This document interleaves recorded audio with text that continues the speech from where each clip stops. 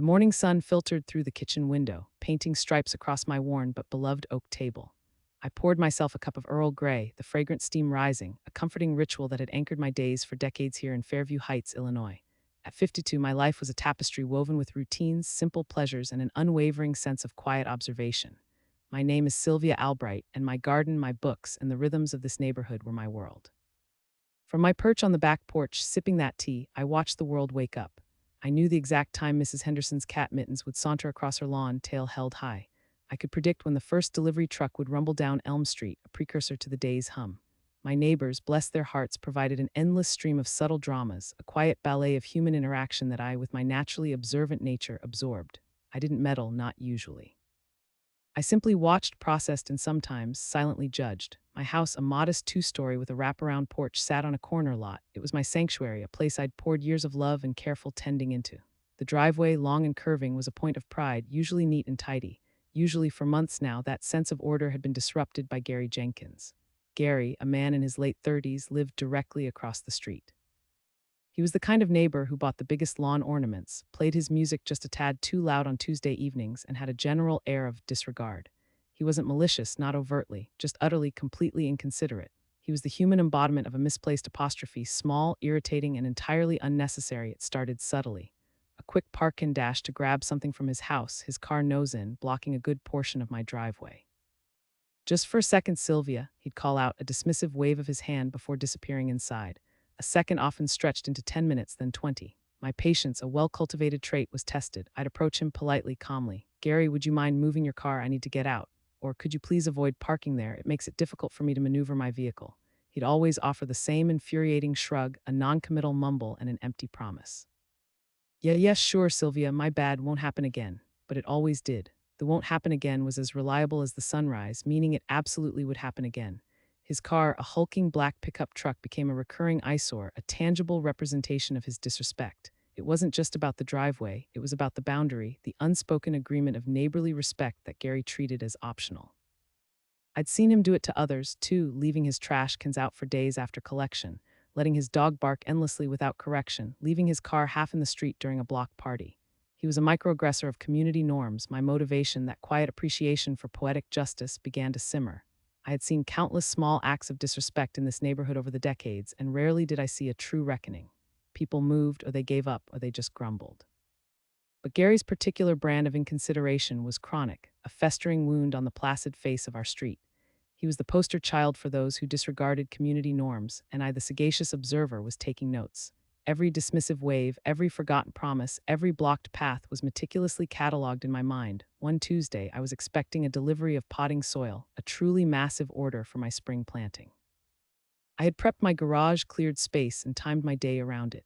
At exactly 10 minutes past the scheduled arrival, I heard the familiar rumble of the delivery truck turning onto my street.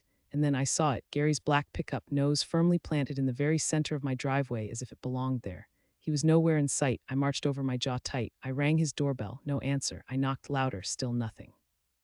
The delivery driver, a young man with a polite but harried expression, pulled up. He saw the truck, saw my exasperated face.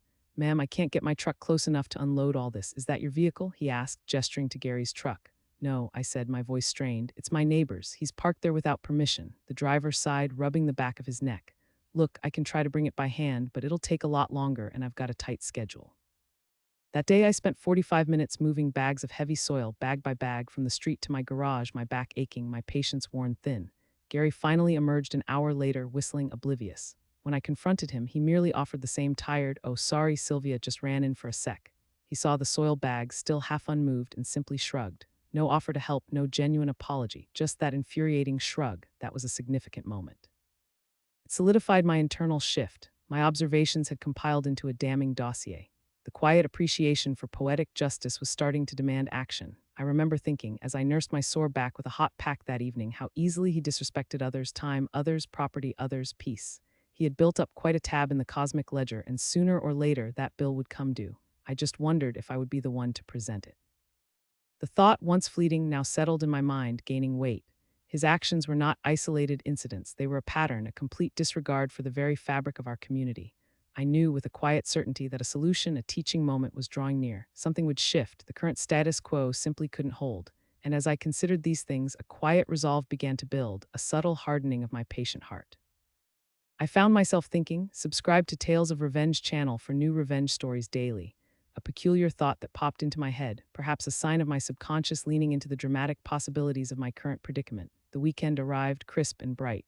I had been planning this trip for months, a short, solo retreat to a little cabin nestled in Pierre Marquette State Park, just a couple of hours north of Fairview Heights. It was my annual pilgrimage to recharge, to hike the bluffs, and to read in silence. My little Kia Soul was packed, a small suitcase, my hiking boots, a stack of books, and a thermos for tea. I was excited, truly. I pulled out of my garage, the automatic door humming softly behind me. As I turned my car to navigate the curve of my driveway and head out onto Elm Street, my eyes narrowed. There it was. Gary's monstrous black pickup truck, angled haphazardly, blocking a solid 3/4 of my driveway entrance. Again, his front tires were nearly touching my grass, and the back end jutted out, making it impossible for me to pull out without a precise multi-point turn that would risk scraping my bumper on his tailgate. A wave of frustration, hotter than usual, washed over me. Not just frustration, but a deep, weary exasperation. This wasn't just an inconvenience anymore, it was an act of casual aggression. He knew I was going away for the weekend. I'd mentioned it to him briefly a few days ago when he'd been collecting his mail. He had even nodded, feigning interest, so this wasn't an oversight. This was him simply not caring. I sat there for a moment, the Kia idling, my fingers tightening on the steering wheel. My usual patient response would be to go knock on his door, wait for him to emerge, and politely ask him to move.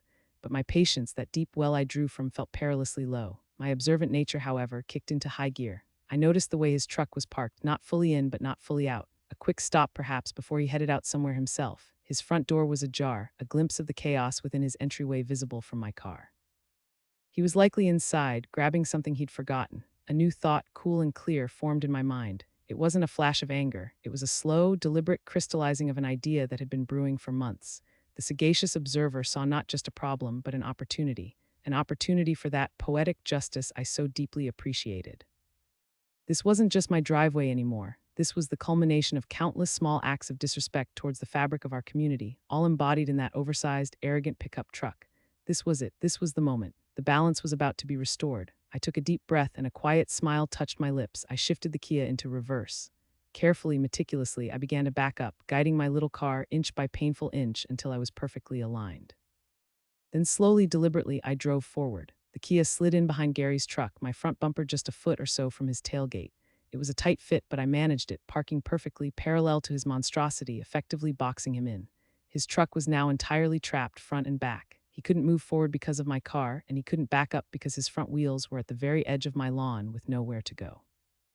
My car, nestled snugly, was now the immovable object. I turned off the ignition, the engine signed to a halt.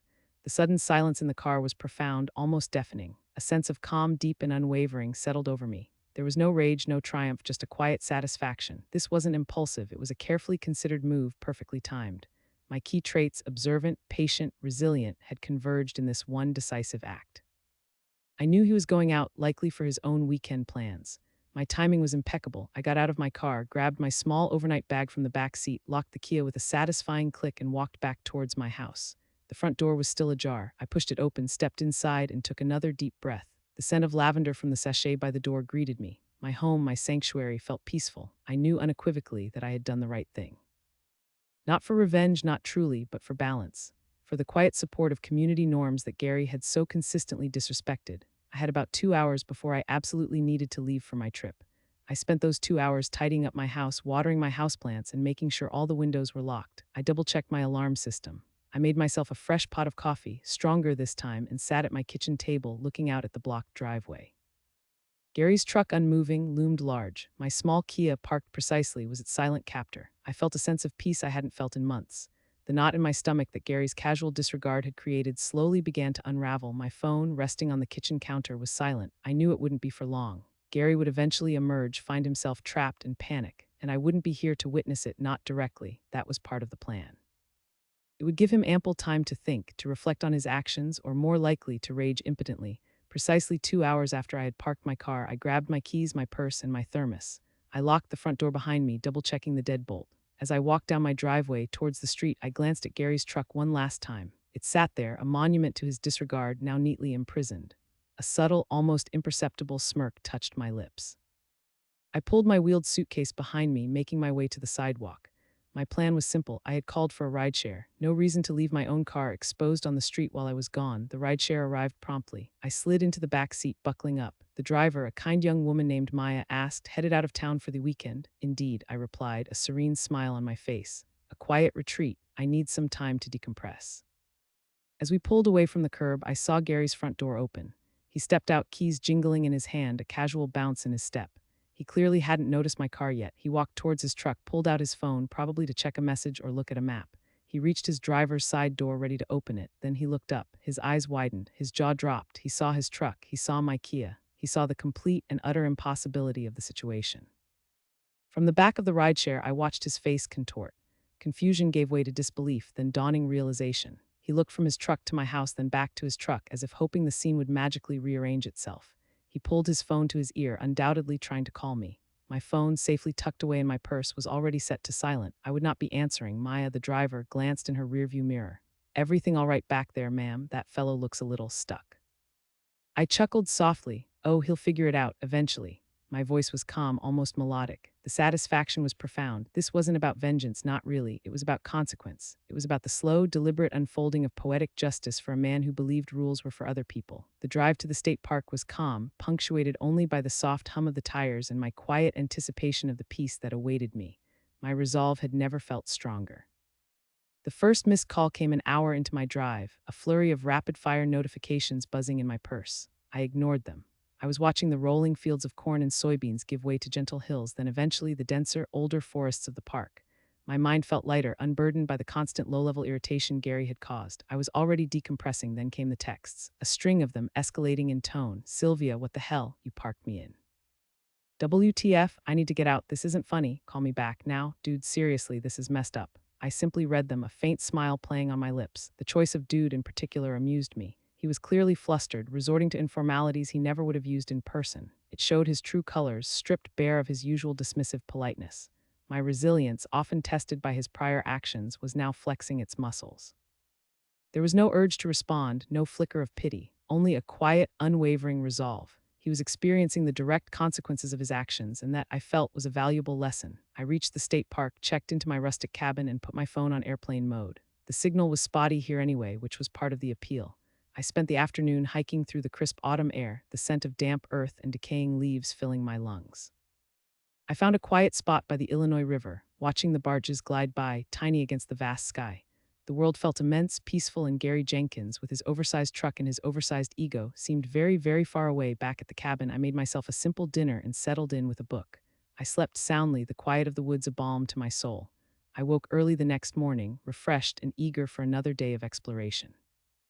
My thoughts occasionally drifted to Gary, stuck in my driveway, but they were not laced with malice.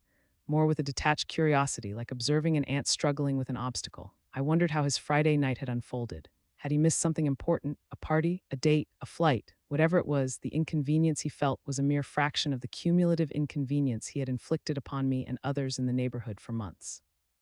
My sagacious observer trait was at play even here, far from Fairview Heights. I reflected on the nature of boundaries, of respect, of community.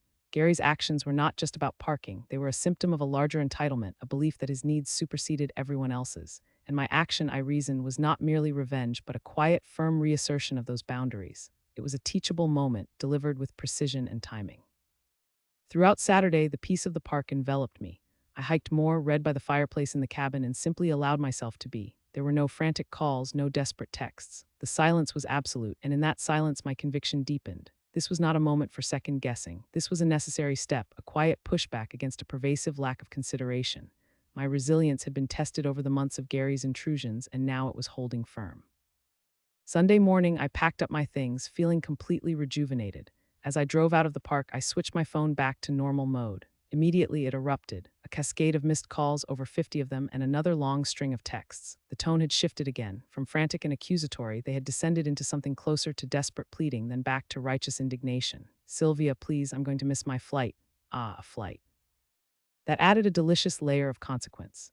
"My sister's wedding is today. I have to go. This is a criminal act. I'm calling the police. You can't just do this. It's insane. I will sue you. Sylvia, please, I'm begging you. I'm so sorry. I won't ever do it again, I swear." This final message, the desperate apology, almost made me pause, almost. But then I remembered the potting soil. I remembered the endless shrugs. I remembered the casual disregard that had become Gary's signature. This was not a genuine apology born of remorse. It was a desperate plea born of immediate consequence. My internal monologue was clear. He's only sorry because he's caught. My resilience, therefore, remained unyielding. I didn't reply. I simply drove serenely towards Fairview Heights. The drive felt shorter on the way back, perhaps because my mind was now occupied, not with vacation relaxation, but with the quiet anticipation of the final act, the last piece of the puzzle. I wondered what state Gary would be in. Would he be pacing? Would he be enraged, humbled, or perhaps a bizarre mix of all three? I also considered the ripple effect in the neighborhood. Surely word had gotten around. Gary's truck, stuck in my driveway for an entire weekend, would have been an undeniable spectacle. My role as the sagacious observer allowed me to anticipate the subtle shifts in community dynamics. Some neighbors I knew would be secretly pleased, perhaps even amused.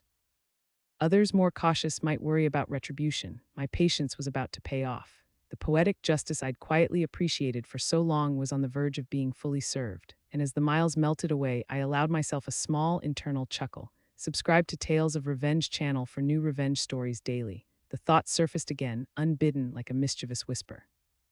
The first thing I noticed when I turned onto Elm Street was the complete absence of Gary's black pickup from its usual spot in his driveway. My heart gave a small, almost imperceptible leap of triumph. My driveway, however, still held the familiar bulk of his truck, now covered in a thin layer of dust and pollen, looking utterly forlorn. My little Kia, still perfectly positioned, was its steadfast guardian. As I pulled my rideshare to the curb, I saw a figure emerge from Gary's front door. It was Gary himself. His hair was disheveled, his eyes red-rimmed, and his clothes looked like he'd slept in them. He was holding his phone, gripping it so tightly his knuckles were white. He spotted me immediately, a primal roar escaping his throat. "Sylvia," he shrieked, a sound more akin to a wounded animal than a human being. He stumbled across the street, propelled by a desperate mix of rage and relief. "What the hell is wrong with you? Are you completely insane?" I paid the rideshare driver, gave her a pleasant farewell, and thanked her for the safe journey. She gave Gary a wide berth as she pulled away. I turned to face him, my expression calm, almost placid. My patience was a shield deflecting his fury. "Good morning, Gary," I said, my voice steady and even. "Did you have a relaxing weekend?" His face purpled. "Relaxing?" he bellowed. "I missed my sister's wedding, my flight to Cancun. I've been stuck here, a prisoner in my own home, because of your psychotic stunt. Do you have any idea what you've done?" I walked slowly towards my Kia, extracting my keys from my purse. Gary followed, practically vibrating with indignation. "I know exactly what I've done, Gary," I replied, my tone measured, almost instructional. "I simply parked my car in my own driveway, a concept, it seems, that you've struggled with for months." He scoffed. "Don't play dumb. You did it on purpose. You trapped me. This is illegal. I'm calling the police. I'm suing you. I'm telling everyone what a complete lunatic you are." "Oh, I think you'll find the police have already been involved," I said, a faint smile playing on my lips. "Or at least they've been called. Numerous times, I imagine. Did they tell you it was a civil matter, a private property dispute, that they couldn't force me to move my car from my own driveway?" His eyes widened, confirmation of my accurate prediction. My observant nature had paid off. I knew the law, knew the limits of his bluster. He had probably called every authority he could think of, only to be met with the cold, hard facts of private property rights. He was trapped by his own actions, and the system wouldn't bail him out. But why?" he spluttered, his voice cracking. The rage was giving way to a bewildered desperation. "Why would you do this, Sylvia?" I paused, looking at his truck, then back at his anguished face. This was the moment. The sagacious observer would now provide the lesson. "Why, Gary," I began, my voice soft but firm, carrying the weight of months of simmering resentment. "Let's see. Perhaps it was the dozen times I politely asked you not to park in my driveway, and each time you shrugged, offered an empty promise, and did it again. Perhaps it was the time I had to move 40 bags of potting soil by hand from the street because your truck was blocking the delivery, and you simply walked by, whistling, without offering a shred of help or a genuine apology." His face drained of color as I spoke, the memories clearly resurfacing. "Perhaps it was the numerous times your loud music vibrated through my walls on a Tuesday evening when I was trying to read.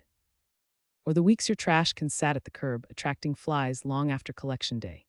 Or the way you always left your dog out barking for hours, ignoring the pleas of your other neighbors. It wasn't just my driveway, Gary, it was everything. Every small act of disrespect, every boundary crossed, every community norm you casually disregarded." I walked to the driver's side of my Kia, unhurried, pulling out my car key. His truck looked so pitiful, so out of place, so vulnerable. He watched me speechless, his anger slowly morphing into something akin to shame, or perhaps just cold, bitter understanding. "You see, Gary," I continued, my voice gaining a quiet authority, "this neighborhood, this community, it operates on a silent understanding, on respect, on consideration. You've consistently chosen to ignore that understanding. You thought you could take without consequence. You thought your actions were small, isolated, meaningless to anyone but yourself. But every stone tossed in a pond creates ripples. I unlocked my car door. The soft beep seemed to punctuate my words. You asked why. This is why. This is the consequence. This is what happens when you disregard community norms. This is what happens when you treat your neighbors and their property with contempt. I got into my Kia. The engine purred to life. Gary just stood there, rooted to the spot, watching me. He said nothing. The bluster had evaporated, replaced by a sullen silence. I shifted into reverse. Slowly, deliberately, I backed out, moving my car until Gary's truck was free. I could see the furious tremble in his hands, the rage simmering just beneath the surface of his shattered composure. He was deeply humiliated. As I pulled forward, turning my car around in my now clear driveway, I glanced in my rearview mirror. Gary was already scrambling into his truck. He started it with a roar, threw it into reverse, and peeled out of my driveway, leaving a faint cloud of dust in his wake. He didn't even glance back. He just sped away, likely to wherever he was supposed to be 2 days ago. The immediate aftermath was a profound sense of peace. My driveway was clear. My sanctuary was restored. I parked my car in my garage, the familiar click of the automatic door a comforting sound. The long-term consequences, however, were more interesting. For Gary, it was a complete and utter public humiliation. The neighborhood's quiet observation of his trapped truck had been a spectacle. I later learned from Mrs. Henderson, who was an active participant in several neighborhood chat groups, that Gary had posted frantic messages all weekend, first demanding, then pleading, then threatening. The general consensus in the chats had been a mix of schadenfreude and a quiet sense of satisfaction. He finally got what he deserved, one message had read. Maybe he'll learn his lesson. Another, Gary's car, it turned out, hadn't just been trapped. In his frantic desperation to move my car or force his way out, he had managed to back into his own garage door, denting both his truck's rear bumper and the door itself. He hadn't mentioned that in his text to me, but Mrs. Henderson had seen him inspecting the damage on Sunday evening before I even arrived home. The irony was sweet. His own impatience and recklessness had caused him more material damage than I ever could have. For weeks, Gary was conspicuously absent. When he did reappear, he was different. His music was lower. His trash cans were out and in on time. He even offered a gruff nod when I saw him walking his dog, which was now on a leash and not barking incessantly. He never parked in my driveway again, not once. He never even parked close to it, he learned. And the neighborhood, through its sagacious observer, had played a part in that lesson. As for me, Sylvia Albright, my life returned to its quiet rhythm. My garden thrived, my books beckoned. I still watched the neighborhood, a little more confident now in the subtle power of poetic justice. The small acts of disrespect still happened, of course, but Gary Jenkins was no longer one of their perpetrators. And sometimes, when I was tending to my roses, I'd see a neighbor give me a small, knowing smile, a silent acknowledgement of a battle fought and won, not with anger, but with patience, observation, and quiet, unwavering resolve. The story of Gary's trapped truck became a local legend, whispered among the older residents, a cautionary tale for those who might consider ignoring the unspoken rules of our community. And it always ended the same way, with a gentle nod to the power of consequences. Subscribe to Tales of Revenge channel for new revenge stories daily.